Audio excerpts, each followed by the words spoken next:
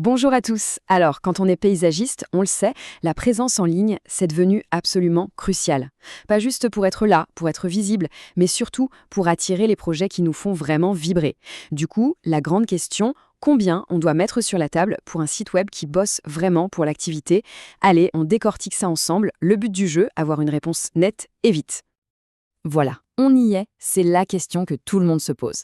Parce qu'entre les offres qui ont l'air trop belles pour être vraies et, à l'opposé, les devis qui donnent le tournis, franchement, c'est pas simple de s'y retrouver. On a tous besoin d'un peu de clarté pour avancer sans stress. Alors la réponse? Eh bien, elle pourrait bien en surprendre plus d'un. Deux, c'est tout. Assez étonnant, n'est-ce pas? Mais qu'est-ce que ça peut bien vouloir dire, ce chiffre? 2 jours de travail? 2 000 euros? On n'y est pas du tout. 2 minutes. Voilà ce que c'est. C'est le temps qu'il faut pour utiliser un simulateur en ligne et recevoir une estimation qui soit à la fois détaillée et personnalisée. Fini le brouillard, on passe enfin à quelque chose de concret. Voyons un peu comment ça marche, étape par étape. Ok, première étape, la plus créative. On définit ce qu'on veut. C'est le moment de mettre ses idées au clair, de construire les fondations de ce qui sera un futur outil de travail super important. C'est exactement ça. Il faut voir le site comme sa plus belle vitrine numérique, un peu comme le plus magnifique de ses jardins, mais accessible 24 heures sur 24. Chaque petit élément qu'on choisit, c'est comme une plante, une allée, on arrange tout ça pour séduire la personne qui visite et la guider vers les projets qu'on adore faire. Alors, qu'est-ce qu'on met dans cette vitrine? Indispensable, la galerie avant-après. Ça, c'est la base pour montrer concrètement la transformation, le savoir-faire. Ensuite, un formulaire de devis bien détaillé, c'est un super moyen pour recevoir des demandes déjà qualifiées et ça évite de perdre du temps. On peut aussi penser à une carte de la zone d'intervention, comme ça les gens savent tout de suite s'ils sont au bon endroit. Et bien sûr, une présentation claire des services, des avis clients pour la confiance et pourquoi pas un blog avec des conseils de jardinage pour se positionner en expert. Chaque choix est vraiment stratégique pour aller chercher la bonne clientèle. Bon, une fois que la vision est claire, on passe aux choses un peu plus concrètes. C'est là qu'on va donner un cadre au projet pour qu'il puisse vraiment voir le jour.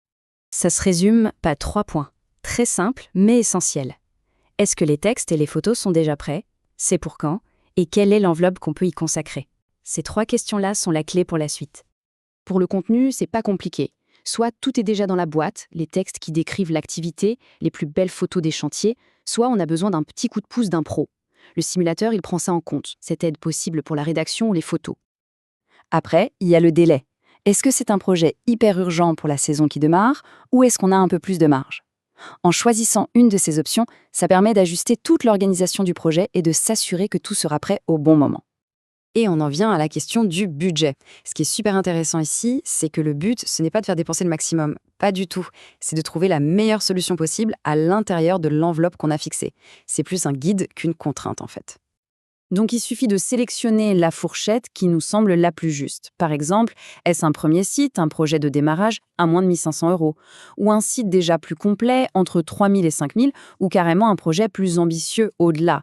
Ce choix permet d'orienter l'estimation vers des solutions qui sont réalistes et qui collent parfaitement à l'investissement qu'on a en tête. On y est presque. Toutes les infos sont données. Maintenant, le système va mouliner tout ça et nous sortir le résultat. En fait, en arrière-plan, l'outil analyse toutes les réponses, les fonctionnalités choisies, si le contenu est prêt ou pas, le délai, le budget. Il croise toutes ces données pour créer un vrai dossier de projet, une première ébauche. Là, il ne reste plus qu'à donner ses infos de contact pour recevoir ce fameux document par mail. Un nom, un email et hop. Un dernier clic sur le bouton pour valider et le tour est joué. Et voilà, c'est aussi simple que ça. En à peine 2 minutes, on est passé d'une question un peu vague à une réponse super concrète qui nous attend bien sagement dans notre boîte mail. Et attention, ce qui arrive par mail, c'est bien plus qu'un simple chiffre. Regardons un peu ce qu'il y a dedans. On reçoit d'abord une estimation budgétaire complète, puis le détail précis de tout ce qui est inclus, comme ça on sait exactement ce que le budget couvre.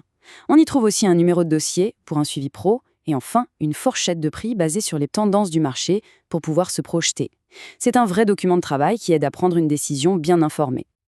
En résumé, ce qu'on obtient, c'est un devis structuré.